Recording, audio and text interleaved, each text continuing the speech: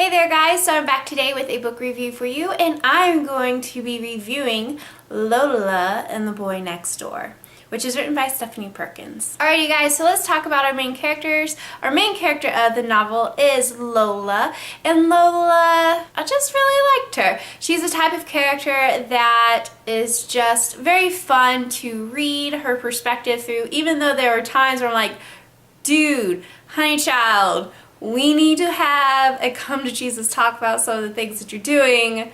But at least she knew about it. She's like, hey, I don't know why I'm doing these things. This does not seem like a good idea. What? Which I think made her more of a likable character because it was something she was aware of. She's like, oh my gosh, I'm making really stupid decisions. It's like,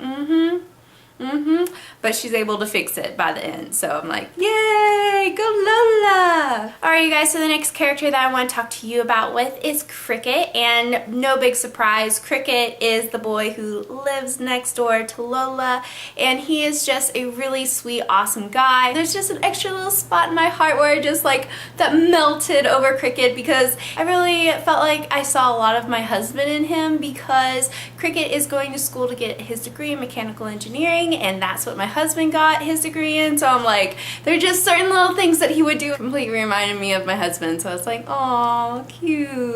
I want to talk about Cricket's sister. I'm sorry, I do not know how to pronounce her name correctly, but in my head when I was reading it, I pronounced her name Calliope.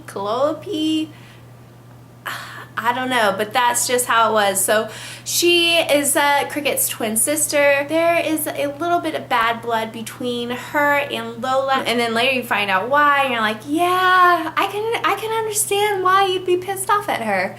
That was definitely a bitch move of her to do. I understand you're upset. Alright you guys, and the next person I want to talk about is Max, and Max is Lola's boyfriend.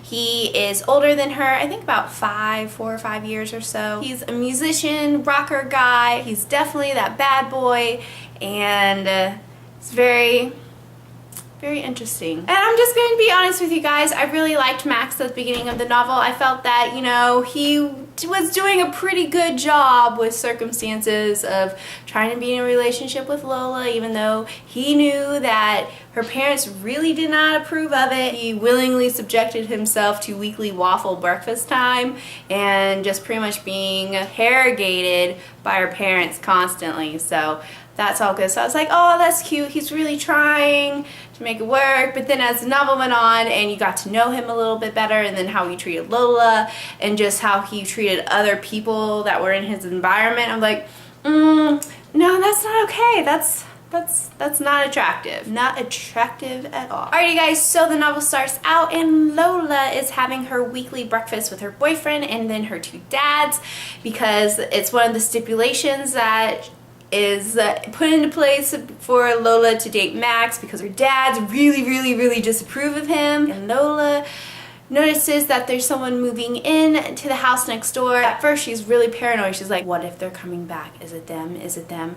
Oh my god, is it them? And then she sees all the furniture and she's like, it's not them! It's not their furniture! Yeah! And as a reader, you're kind of like, who are you hoping is not gonna move back in? And Lola goes and talks to her dads and she's like, oh, someone's moving back in. Someone's moving into the house next door. And they're like, oh, are you okay? She's like, yeah, I'm good. I'm fine. And then she realizes who the people who are moving in are, and she's like, oh no, I'm not good. I'm not fine. Nope. The Bell family is moving back in after they moved away 4 years ago, and there's some history not only between Calliope and Lola, but there's some history with Lola and Cricket Bell as well, where Cricket was kind of her first crush and first love, and just all these things, and it just didn't end well right before they moved away. Alright you guys, so I don't want to tell you anything much more than that because I don't want to ruin this for you, because it is such a sweet, fun read, and I'm just going to tell you guys that I really enjoyed reading this book. I'd say that it's one of the top 5 books that were just the most fun books for me to read this year, not like the best, most awesome, literally my mind is blown amazingness books, but one of the most fun books. And I think the reason why I really enjoy the romance factor in Stephanie Perkins novels is because it just seems so much more realistic. The characters, in this case Lola and Cricket, you definitely see them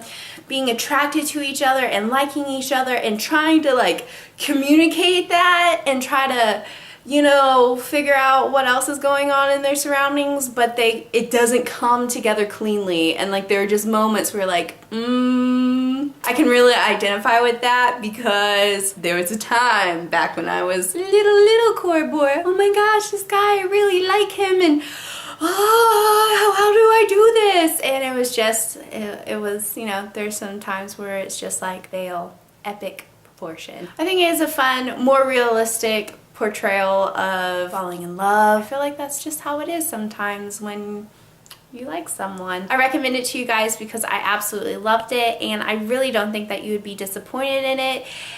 It's just one of those light, happy reads that's just so much fun to go through, and then by the end you're like, ah, my heart is happy. I like this feeling. So yeah, I definitely think that you guys should check it out, and I think that that's what I'm gonna say. Sorry if this was all over the place, but YOLO. Hannah. Alright, you guys, with all that being said, I'm going to give Stephanie Perkins' Lola and the Boy Next Door 4 stars out of 5. It was pretty great, and just the feelings, you guys, just awesomeness. Alright, you guys, so I hope that you found this review helpful. I really hope that you check this book out and Stephanie Perkins' other book, and The French Kiss, because it's just very similar, and I hope that you check it out and that you enjoy it. So until I see you next time, you guys, peace out, Girl Scouts.